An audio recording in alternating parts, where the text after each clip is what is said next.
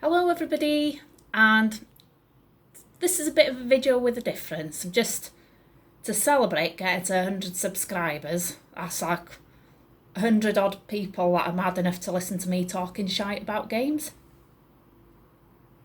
But yeah, I just thought to celebrate that fact, as you will. Just gonna talk a bit about how I got into gaming and doing YouTube reviews on 8-bit games. So basically, I've always had games in my life.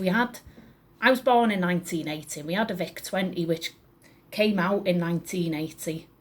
So we'd have had that either 80 or 81. So it's, as far as I remember, we've always had a console. We had VIC-20, the little, well, I was going to say the little keyboard. It wasn't a little keyboard. It was a big clunk of a thing, wasn't it? But we had that connected up to a little black and white portable telly. You know, one of them, like, screen was about that big.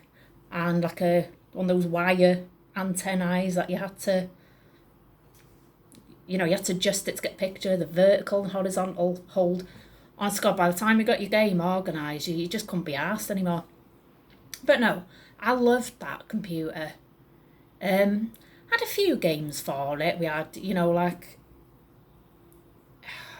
like a lot of the classic ones like Amiga Race, Blitz. Loved Blitz, and I've played that again recently. I still love it.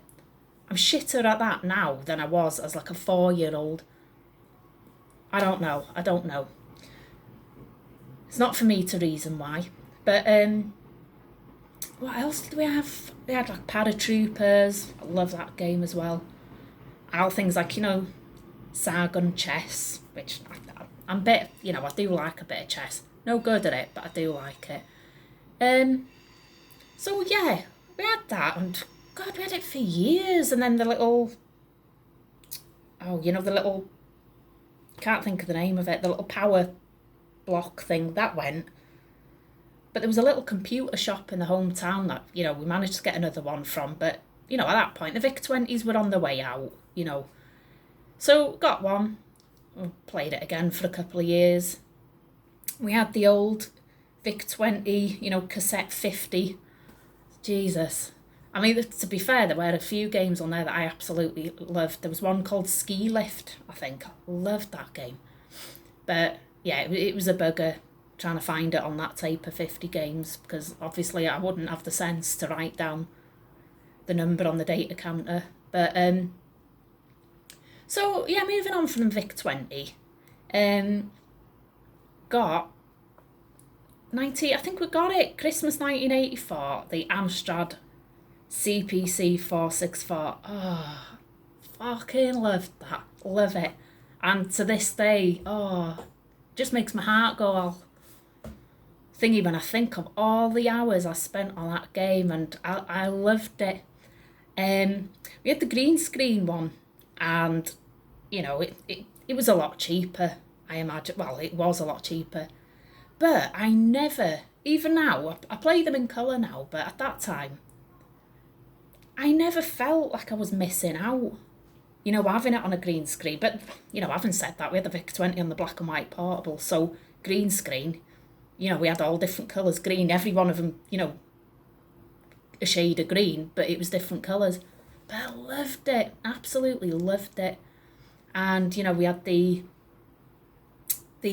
Amsoft 12-pack with Oma, me, Bridget, which I did play a lot as a kid. But yeah, there was some good games even then, like Oma, me, Harrier Attack, Roland in the Caves. I love that. Roland on the Ropes. Yeah, so it just, I don't know, they just fueled my imagination, these games. And there was me, my sister and my brother. My sister played with it a few times, the first few months that we had it, but she wasn't interested. It was me and my brother that played it, really. And like, I was only about 4 years old at that point, so I wasn't buying my own games. It was my brother buying most of them and swapping with his friends. So that's how I got started on getting new games. And like, even when my brother was playing it, I'd love just sitting there watching. So, yeah, he played a lot on Elite. And to this day, I love that game. I know it's one of them, you either love it or you hate it, but I can sit and play it for hours, that game. So eventually, I mean, my brother was like, a few years older than me, and I think he kind of grew out of the Amstrad a bit, but I carried on with it. Started buying my own games, when I was probably about 7. Sorry if you can hear that noise in the background. I live by a railway, so you can probably hear the train going past. So yeah, I started buying my own games, and just the memories of some of them. I can remember playing Dizzy and thinking, fucking hell, this is fantastic. But I think that was one my mum and dad had bought for us. He used to go and buy us a couple of games every now and again. Again, before I started actually buying my own. But I can remember getting my pocket money, and there used to be a shop in Chester called Toy and Hobby. So I'd save up my pocket money for these trips to Chester, because we lived miles away, do you know what I mean? So it was like a 2-hour train journey, a little treat day out to Chester. So we go to Toy and Hobby, and there'd just be rows and rows of bloody tapes. It's like, oh God, I was in heaven. I could have said to my parents, just leave me here and come back for me when you're on your way back to the station. So we used to have a look round, and I'd spend all my pocket money in there. I'd just spend it on games and My Little Ponies, because I did like My Little Ponies as well. But just the memories of these games. I can remember going into the next town in W.H. Smith. They used to sell Amstrad games, and I can remember seeing Treasure Island Dizzy and thinking, oh, I didn't know there was another game of this. So I bought that, and I was looking at the screenshots thinking, oh, this looks fucking brilliant. And I remember on the bus home, I was just taking it out of the case, reading the inlay, reading all the instructions, looking at the pictures. And I put it back in my little bag. And then I'd get it out again, read. I couldn't wait to get home and have a go on this. And I was like cringing, because I knew when we get home, my mum would be going on about doing tea, and she'd be like, don't be putting that computer on, we're having our tea in a minute. And I'd be like, Mum, I don't want tea, I just want to play my games. So, yeah, I can remember vividly that day and playing that game thinking, oh, this is fantastic. And that was like, that's not my favourite Dizzy game, but I love it just for the memories and the joy of getting that game. There were also other games like Feud. Oh, I fucking love that game. Love it. I always liked games where you were flying, like on a broomstick, and witchy and wizardy things like that. I wanted to be a wizard, you see, when I grew up. That's worked out really well for me. Although, people that shop in the shop I work in seem to think I can magic things out of my arse that don't even exist half the time, but that's another video. So that was my Amstrad.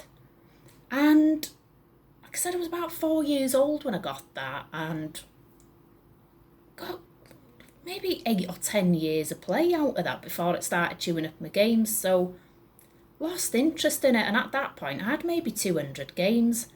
I can't remember all of them. I have tried to compile a list, and I've got to about 180 that I've remembered. There's some that I can think of that I just can't remember the name of. But yeah, so I had a few years without, any sort of gaming, to be honest with you. And then I got a Sega Mega Drive. So I loved that. But, I had, I don't know, maybe a dozen games. I sort of tended to play the same ones and that. And I was quite late getting that. So I think that was kind of at the end of its life, really. So from Sega Mega Drive then, I got a PlayStation 1. Loved that.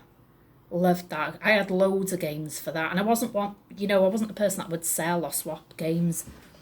So I just amassed a load of PlayStation games and PlayStation 2 games when I got one of them. And that was where I kind of stopped, really. I got a Wii console because it was different. I liked the look of it. And I liked, the Wii Sports game with the baseball and what have you. But it wasn't that much good for other games, I thought, and I quickly lost interest in that, to be honest. I only bought maybe half a dozen games for that in total. And then, so the retro gaming, I got back into that, just, I got a computer and I thought, I was thinking of my Amstrad.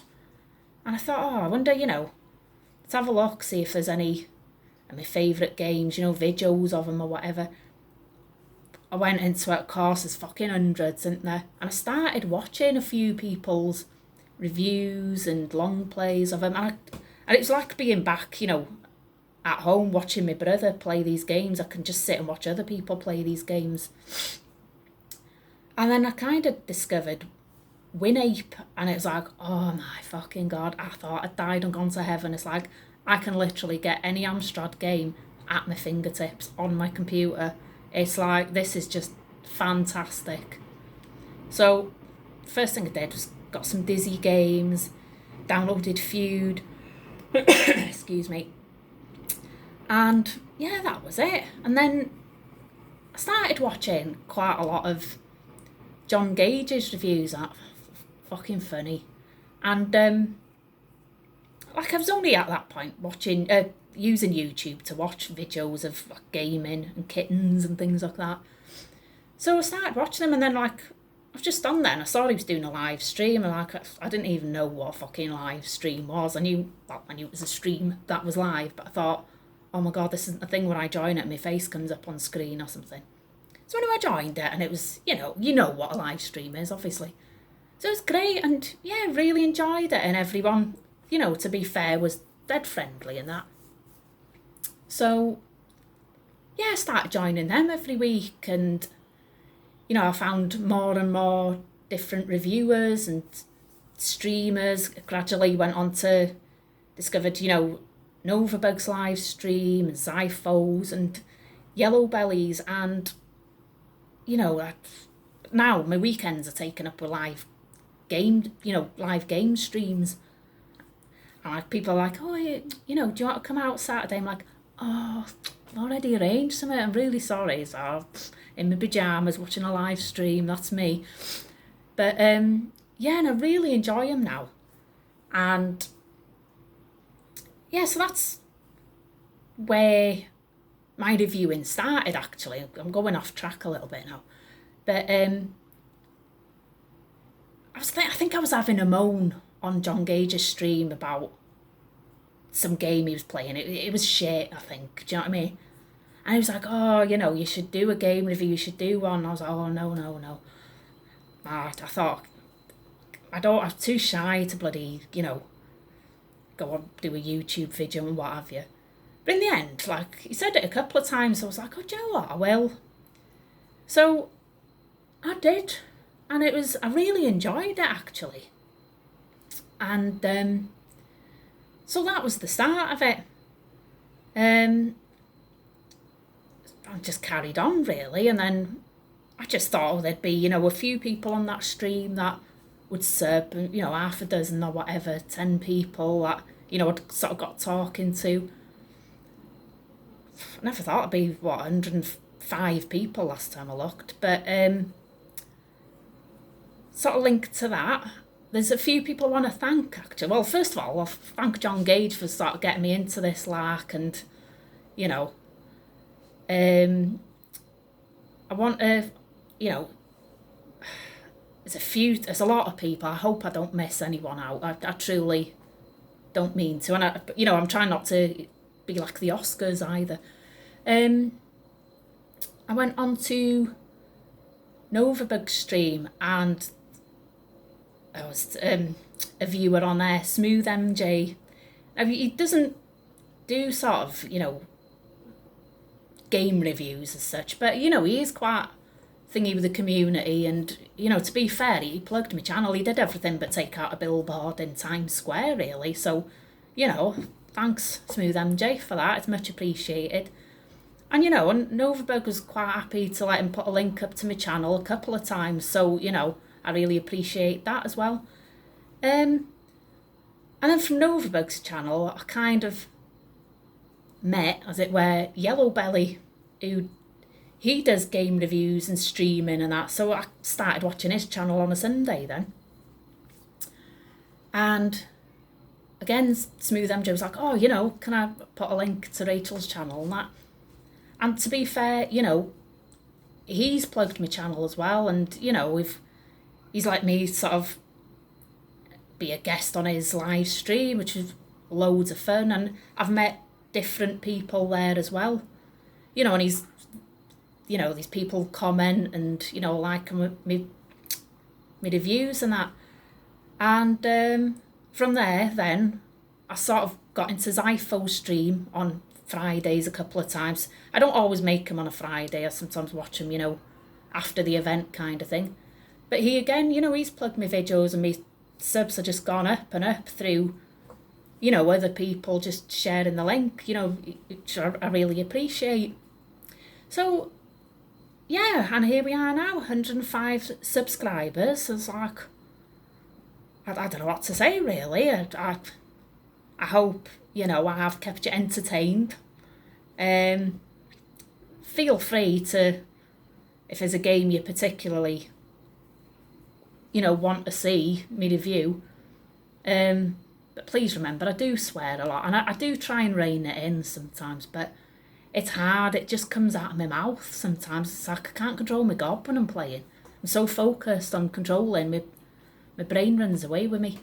So, yeah, but I just want to thank everyone for subscribing and commenting. I love seeing people, you know, comment on the videos and saying like, oh, I played this game, I didn't think it was good, it was shit, or whatever. Do you know what I mean?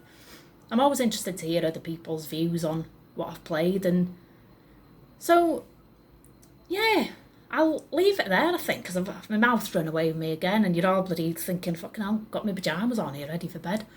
So, thank you all very much. Like I said, I hope I haven't missed anyone out. Appreciate everyone who's subscribed and, you know, commented and watched my videos, and all keeps me entertained as much as, you know, I hope you're entertained watching the videos. So, on that note, I will say goodbye, and thank you very much again. See you now. Ta.